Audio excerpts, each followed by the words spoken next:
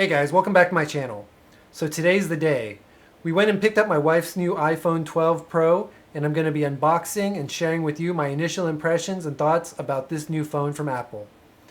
I myself am waiting until November to pre-order and pick up an iPhone 12 Pro Max, which I'll be sharing with you the unboxing and review when I pick those up. So stay tuned and we'll get to it.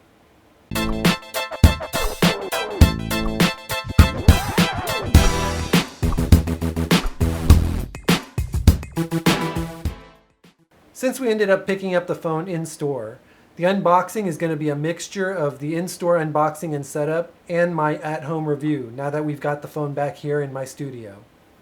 Now first things first, they weren't kidding when they said that this box was smaller than the previous boxes. And this is primarily because this phone does not come with the 20-watt power adapter, which I'm still a little bit sore about. I do like the black design of the box, and then based on the coloring, you can see that my wife picked up the stainless steel gold version of the phone. This one in particular is the 512 gig version, since she uses a ton of storage. We also picked up the MagSafe clear case and a white silicone MagSafe case. We also picked up the MagSafe charger, and because the phone didn't come with the power adapter, we also picked up one of those as well, at an extra cost of course. So starting with the unboxing, you'll first see that the space in this box is fully maximized. You've got the phone, which has this protective covering that you can peel right off.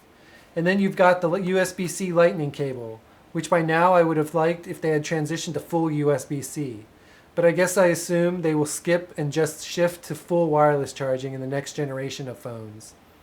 You'll also get your typical documentation, which comes with a SIM pin and the typical instruction manuals, and then an Apple sticker. But after that, not much else. So really slimmed down packaging and contents. And if you'll notice, even the USB-C lightning cable is of a shorter length. Now moving on to the MagSafe charger. This thing is pretty much like the charger that comes for your Apple Watch, except a little bit larger. It has a USB-C interface and then the huge magnetic connector which you connect to your phone. And then there's this iPhone 12 clear case MagSafe cover, which I think is kind of ugly. So what I like at first glance about the iPhone 12 is the design and the return to the flat edges. I said the same thing when they transitioned to the round edges, but I do like the feeling of the flat edges and I'm glad they're back. I gotta admit, the gold stainless steel edges look pretty nice, and I like how the backside is an off-white with a tint of gold in it. So what you'll notice on the iPhone 12 Pro versus the regular iPhone 12 is that the Apple logo has a matching matte look to it, while the standard iPhone 12 has that Apple logo with the mirror finish. So aside from the Pacific blue color, I think the gold looks pretty classy and sick.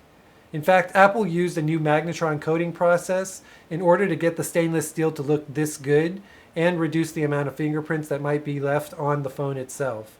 That of course does not mean you won't get any fingerprints, because as you can already see, I'm leaving some. Now I do wish that they made a nice thin clear case though, because the one that they currently have is pretty thick and it's pretty ugly, especially with the white magnetic strip design. The glass on the phone is supposedly tougher as well, with a new type of coating called ceramic shield. However, I don't think my wife would be too happy with me if I tried to test its durability right now. It's supposed to be 4 times as strong as the previous material, but we'll find out when we can do something to test that out. The camera bump and the lenses also mesh into the design aesthetic of the phone itself, with matching gold trim that blends effortlessly into the phone. This Pro version of the phone has the wide, the ultra-wide, and the telephoto lens, as well as a more advanced LiDAR camera, flash, and microphone built in. In our initial test when we took some pictures, the image quality didn't seem that much different from its predecessor, but then again we haven't yet tested out all the new camera features, the functions, and the settings. The phone itself also now has Apple's first 5nm A14 Bionic chip, which means greater efficiency, power, and battery life. And it's also got 50% faster CPU and GPU processing. And of course the most talked about advancements are the all-new 5G support, which we'll fully be testing out over the next few weeks, especially since we have T-Mobile, which gives us access to low, mid, and high bands for faster wireless speeds. The phone's also got the new MagSafe functionality, which is essentially similar to the technology for the Apple Watch, which I think ultimately is the next step before we shift to full wireless charging. I do like the MagSafe charging, but I'm on the fence about the wallet attachment, since I store most of my cards on Apple Pay anyways. I can see a use for it for my driver's license and other non-Apple Wallet cards, but from what I hear, there are mixed opinions about it because the wallet slips off too easily when trying to slide it into your pocket.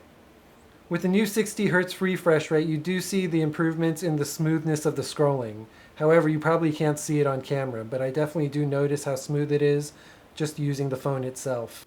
So, what are my thoughts about the iPhone 12 Pro?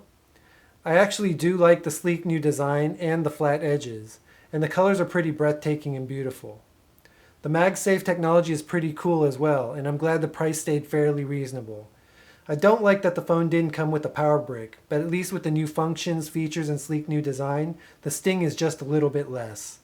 Now that I've seen and held this phone in person, I'm excited to get my hands on my iPhone 12 Pro Max, so I can finally get a blue-colored phone with the enhanced features and designs of this phone. So stay tuned. Anyways, I hope you enjoyed this unboxing and my initial impressions of this all-new phone. Please go ahead and smash that like button and subscribe. And be sure to ring that bell icon so you can get notified when I post new content. For example, my iPhone 12 Pro Max unboxing and review video. Until next time, see ya.